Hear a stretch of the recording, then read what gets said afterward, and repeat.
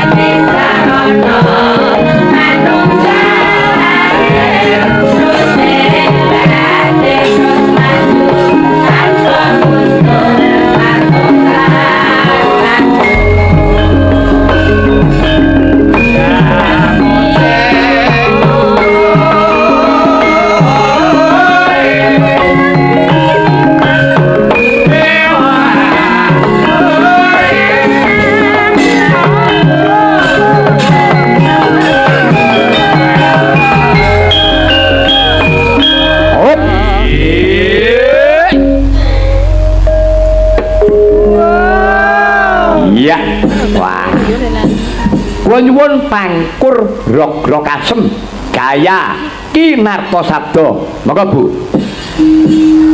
Aduh kakek yo kene gendho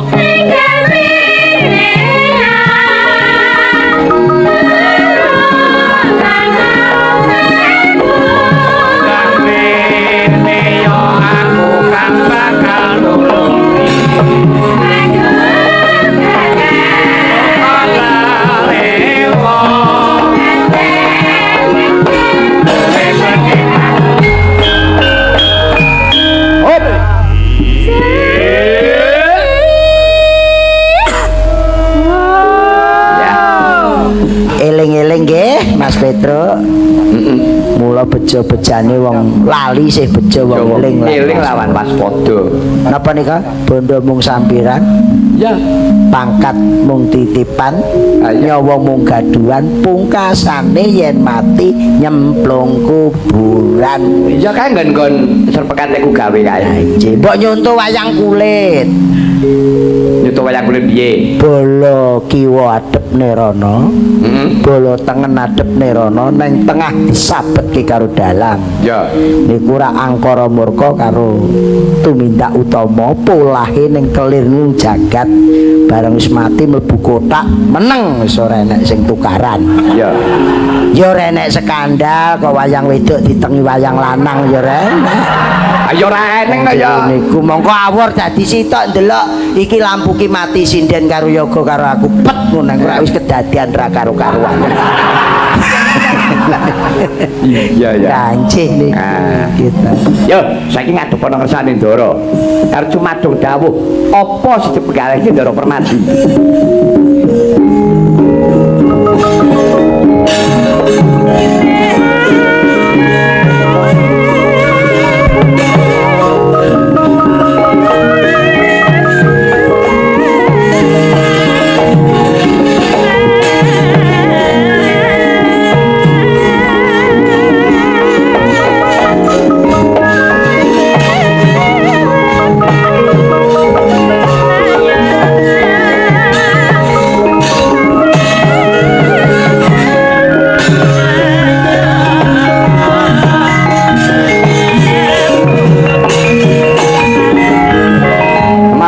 Den prayitna menira rire eko bali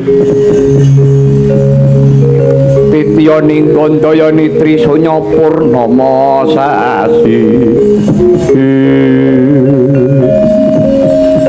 Ndara Permadi ketingalipun kok wonten ing dipun penggalih tat menapa Gus Kakang Badranaya pripun ora nyono Kang Mas Bratasena dene iki kayungyun kelawan Peremban Begawan Durna. Kayungyun sing kepripun?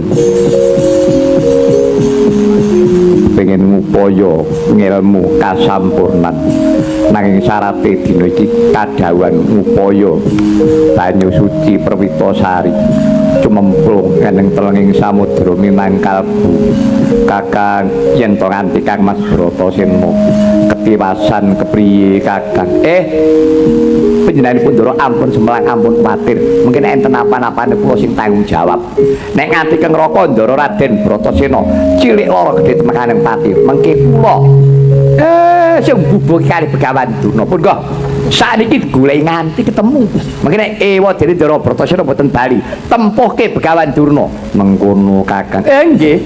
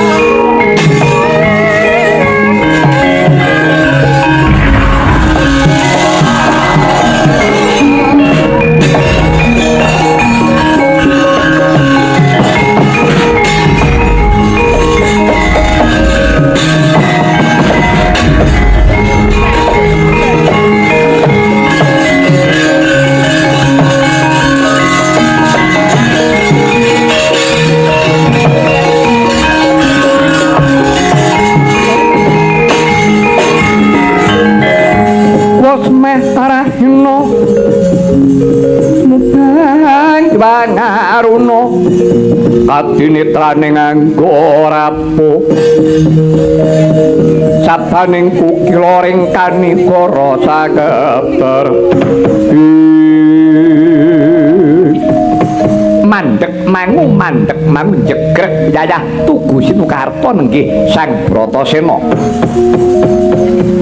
nalika semanten wis tumeka pinggiring samudra apa to kang tingalan ing mriku kajaya mung jembaring samudra nglangut datan pepagut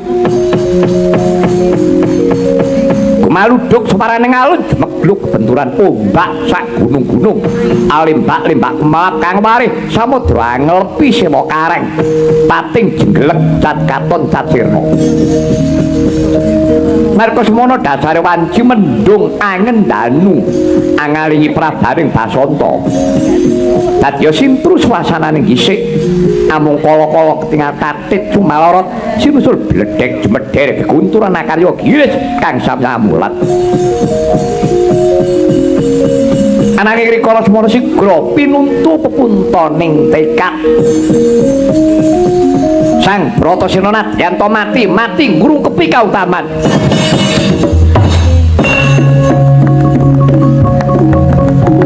Bratasena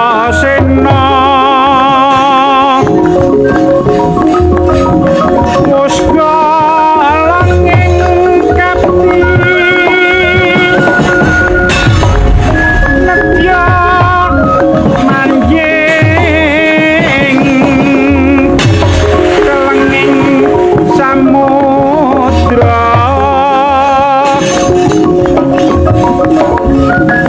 datan miris ombak gede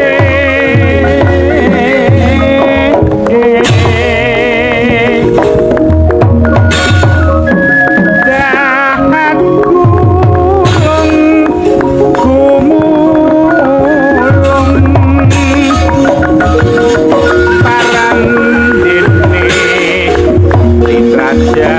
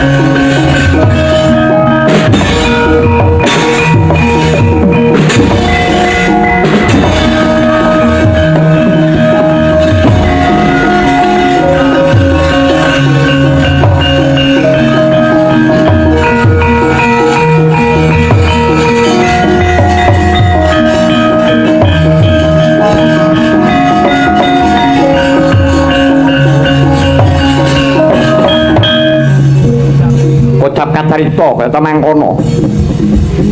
Naga Batnawa ingkang sak bangkete ngeta gedene nyakot wenti Sesaksena.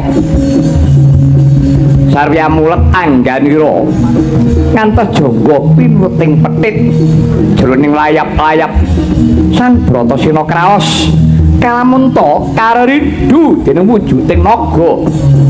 Krida Sang Sena benggang tutuking naga maringi kuku Pancanaka modhot sekilan dawane. Sami sakala punang kuku Pancanaka nratas tutuking naga sinuwek pejah kapisanan toyaning samudra dadya malerah abrit sakjung sagyambane. Namung rikala semana Sang Sena ugi datang enget Purwadaksina.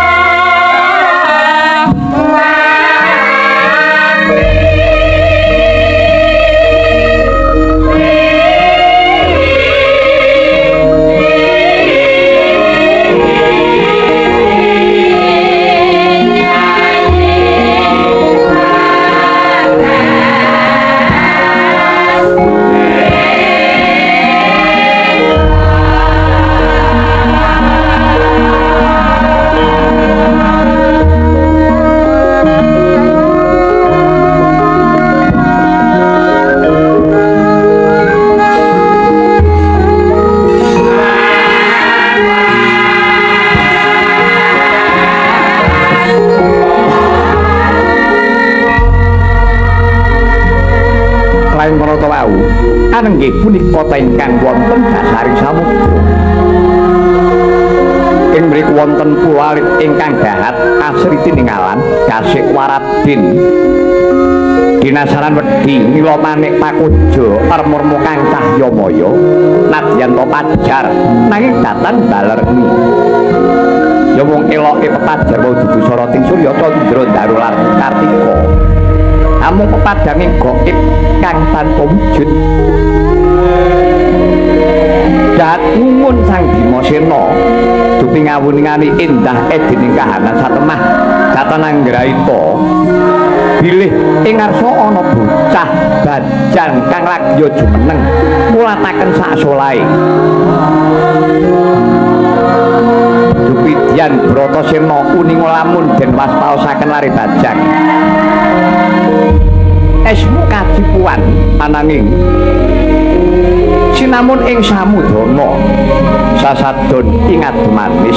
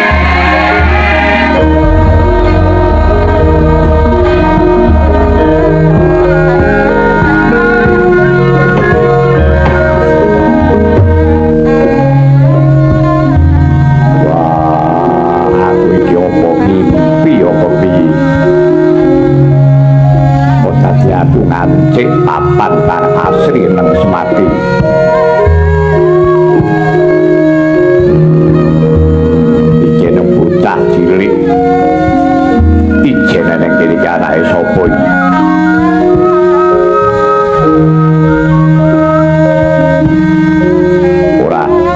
Ora kakek aku kowe kuwi sapa? Bocah ngendi? Kok mapan neng kene? Kowe kuwi anake sapa? Ulup Bratasena kanthi karaharjan praptanira nggih. Wah, kemetak kementus. Ngatasi kowe bocah cilik teko wan nyebut aku Ulup. Ora mengko dhisik kowe kuwi sapa? Wis ngerti karo jenengku. Ulun iki dewa nggih bebisik ulun sang Hyang Dewa Ruci. Atau Dewa Ruci iki anake sapa? Ulun padha kawan jeneng kita. Lair ulun betarengan sedina kawan jeneng kita. Wah, kowe aja gawe bingung. Anane kowe bingung jalaran durung bingung. Bratasena, yen to pancen sira kepengin mangerteni Dewa Ruci ya Bratasena. Bratasena ya Dewa Ruci. Aku ya kowe, kowe ya aku. Bratasena sumrupa nggih. Iki mungkin Narya Warana. Sejatine jeneng sira iku mau wadak ulun iki uripe. Teksih Bratasena iku mau ragane Dewa Ruci iku mau uripe. Jeneng sira bisa makarti makarya apa-apa jalaran ana urip ya kuwi jeneng ulun. Nanging nadyan to ana urip tanpa raga petila ya ora sampurna. Bratasena, nadyan to aku iki uripmu nanging ana kang paring urip ya kuwi Gusti sing gawe urip. Mula Bratasena jeneng sira kaya ora kleru kalamun rikala semana sira meguru kawan gurunira Begawan Durna kadawan upaya tirta suci Perwitasari mapan ing kene papan dununge banyu suci Perwitasari ya pancen ing kene dununging kawruh ngelmu kasampurnan sangkan paraning dumadi.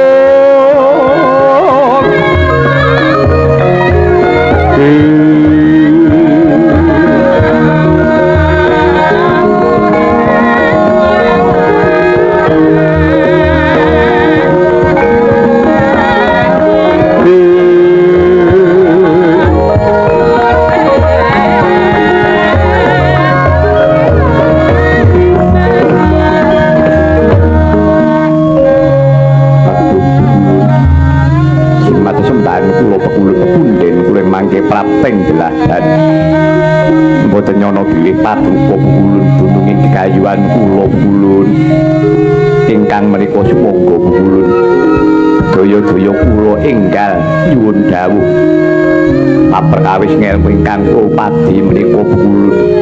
Bratasena sira ngupaya ngelmu kasampurnan sangkan paraning dumadi.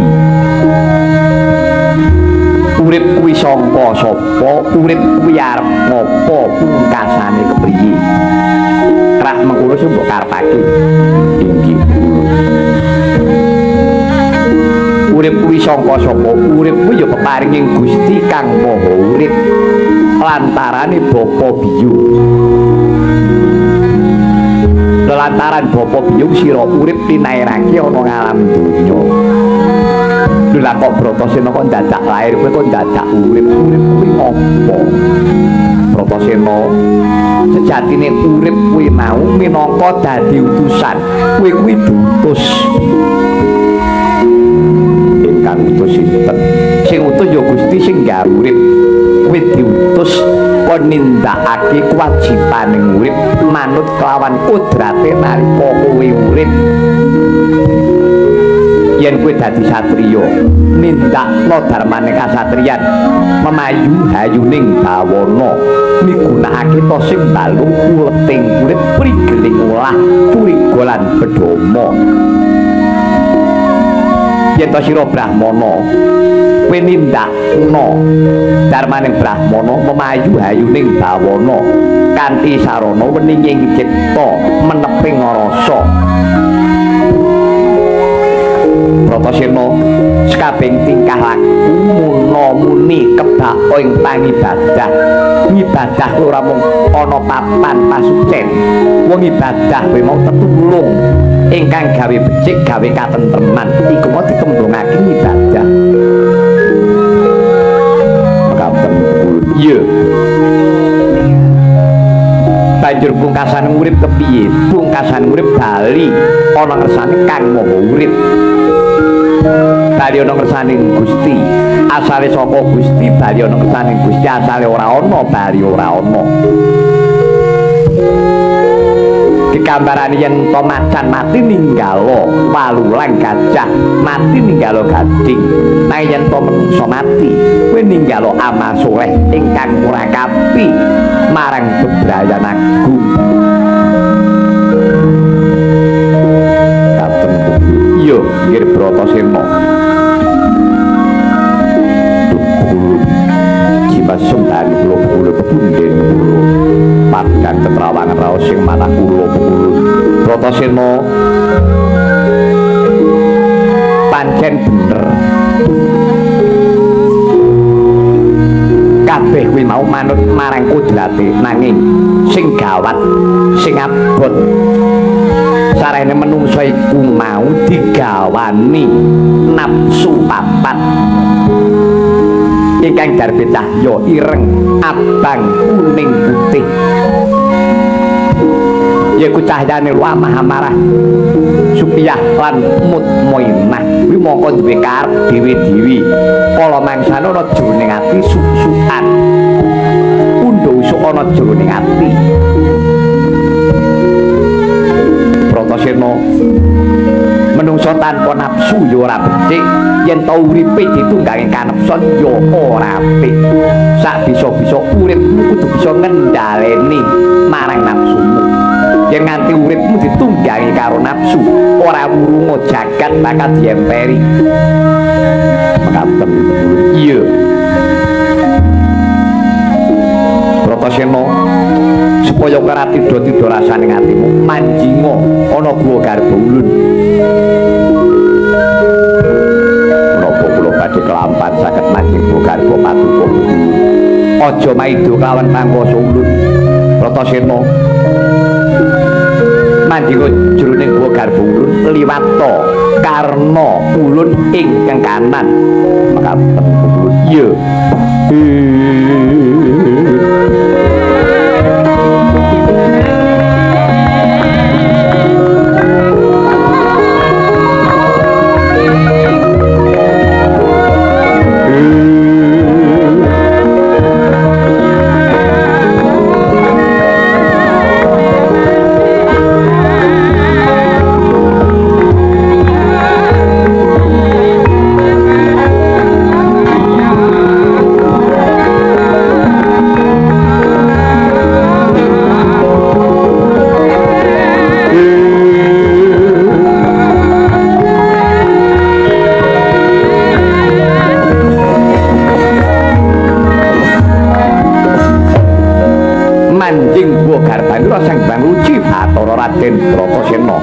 minangka pralampita warangka manjing curiga tegese raga ngawruhi marang uripe ingkang nalika semana Raden Bratasena wis gumolong ciptane wis nyawijekake tekad ya laire ya batine ya kawula ya gustine kaya wis datan kasamaran marang muktah musiking dumadi sami sakala Raden Bratasena gumolong ciptane mijir saking hangganira sang Bangruci Bathara agegelung minangkara temah kacaryan Yasin Begalih.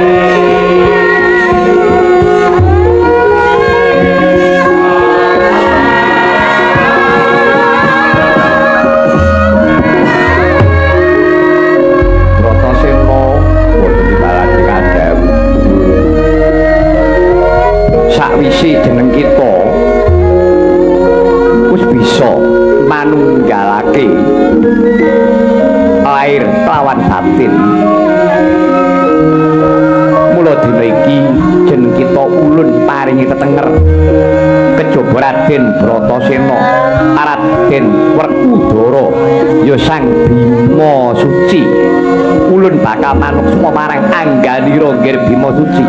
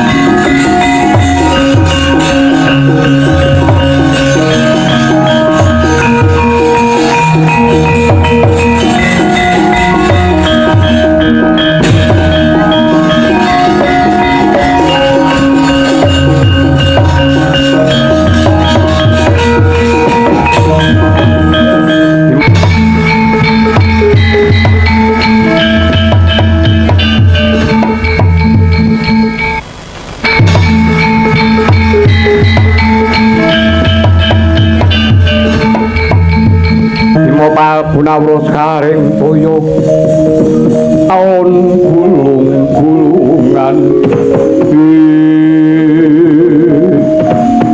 wah mongso aku durung katok durung tutuk angon pantuk jangan pawan sang hyang ruci atara kedadak aku kaya wong dibandul temeka ning daratan wah gawang-gawang dumbeling aku kadhawuhan jumeneng pandhita pertapan arga kirasa peparap Begawan Bima Suci Bapa Guru Begawan Durna aku njaluk pangestumu aku sing bakal mestuti dawuhmu Bapa Guru.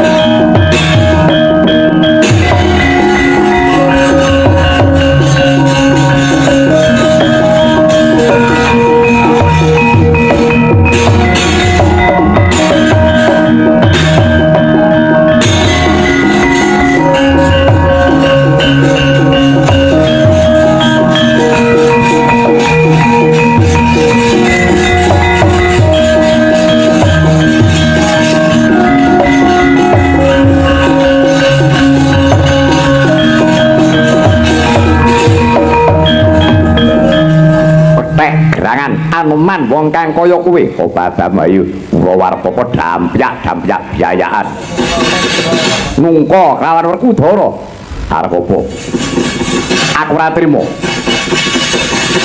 trimo arep apa tak obrak-abrik para Pandhawa mati dening aku.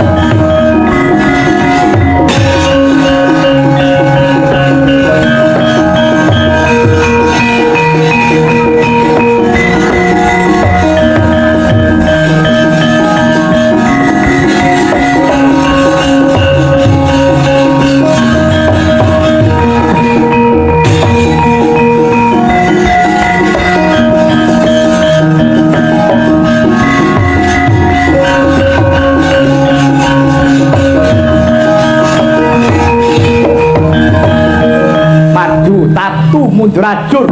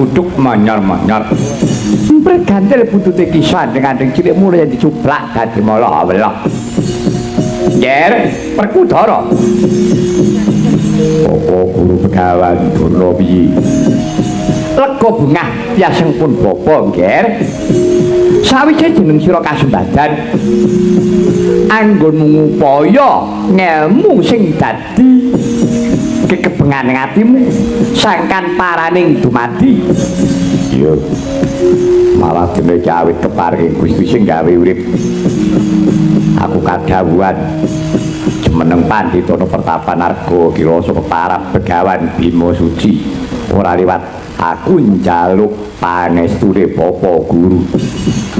Nggih, Werkudara, yen to pancen kowe nindakake begiban memayu hayuning bawana kanthi nindakake wening cipta meneping rasa pun Bapa tansah mangayu bagya nadyan aku wis ngerti yen to iki mengko bakal dadi tok sumbring dahulu nadyan pun Bapa bakal nampa pidana pati saka ing Raka Prabu Duryudana bakal tak tampa kanthi legawa jer kowe tetep ngayomi lawan kawulamu saiki jagat supaya antuk katenteman nggih Bima Suci tutukna lan tindak tak jangkung saka pertapan.